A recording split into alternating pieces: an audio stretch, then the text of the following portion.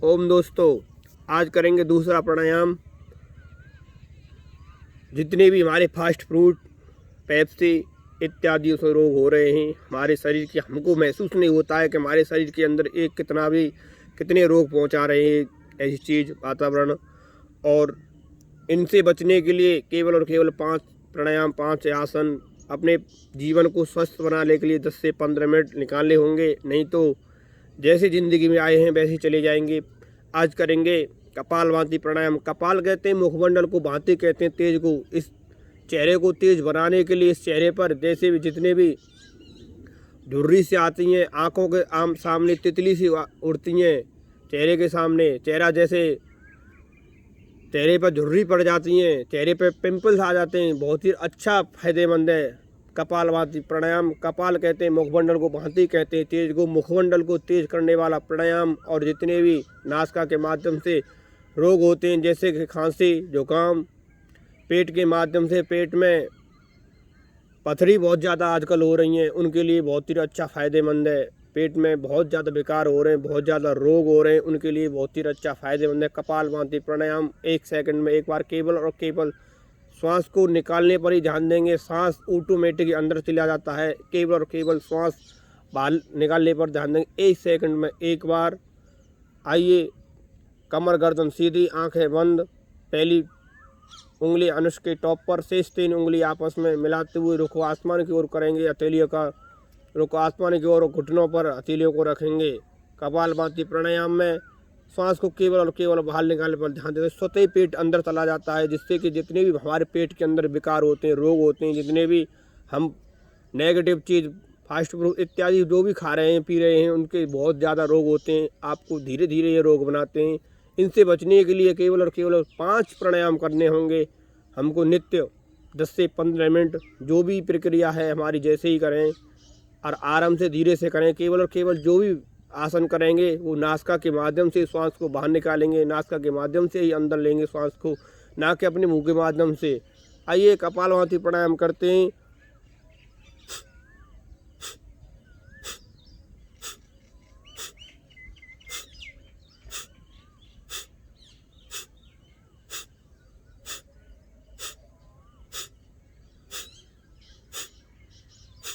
जैसे एक जलती हुई लौ को मुंह के माध्यम से बुझाने का प्रयास करते हैं, ऐसे ही नासिका के माध्यम से उस जलती हुई लौ को, जैसे कोई लौ या दीपक जलता है, हम मुंह के माध्यम से बुझाते हैं, ऐसे उसको बुझाने का नासिका के माध्यम से जैसे बुझा रहे हो ऐसे ही प्रक्रिया करेंगे। और पेट आप देखेंगे, करेंगे तब अच्छे से करेंगे तो ये पेट स्वतः ही अंदर जाता है।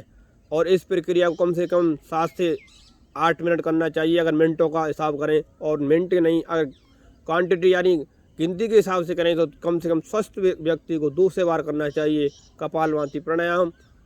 आइए एक बार पुनः करते हैं कपालभाति प्राणायाम।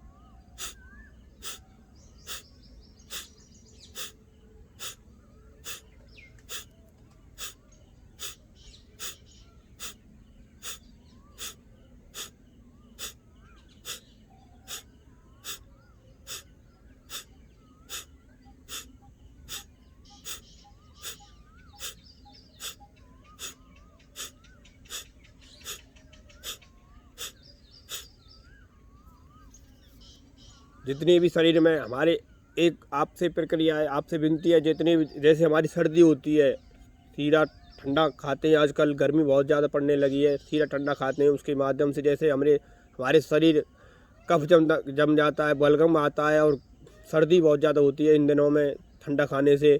और जिनकी सर्दी होती है वो केवल और केवल 2 दिन करें, सर्दी गायब हो जाएगी ऑटोमेटिक, कोई दवा लेने की कोई ज़रूरत नहीं है। ये केवल और केवल ये सर्दी मुक्त आसन है। अपनी प्रक्रिया को अच्छे से करें और ठीक करें तो सर्दी आपको करने के तुरंत बाद ही लाभ मिलेगा। ये ऐसी एंटीबायोटिक आसन है जो करने के तुरंत बाद फ़ायदा मिलता है। जितने भी हमारे नासिका के अंदर जितने भी रोग हैं, फेफड़ों में जितने भी विकार आते हैं, रोग आते हैं, हमारे पेट में जितने भी विकार आते हैं, उसके माध्यम से सारे के सारे दूर होते हैं। आइए, दोनों हाथों को पार्श्व से हथेलियों को रगड़ते हुए चेहरे पर लगाएंगे, आंखों पर लगाएंगे। आंखों के सामने तितली से उड़ना, जल्दी से आना, आंखों में कम दिखना, बहुत ज़्यादा शिकायत होती है। जिनके चश्मा लग जाता है उनके कम से कम 10 बार गरम हथेली लगा करके अपनी आंखों पर लगाएं। ओम।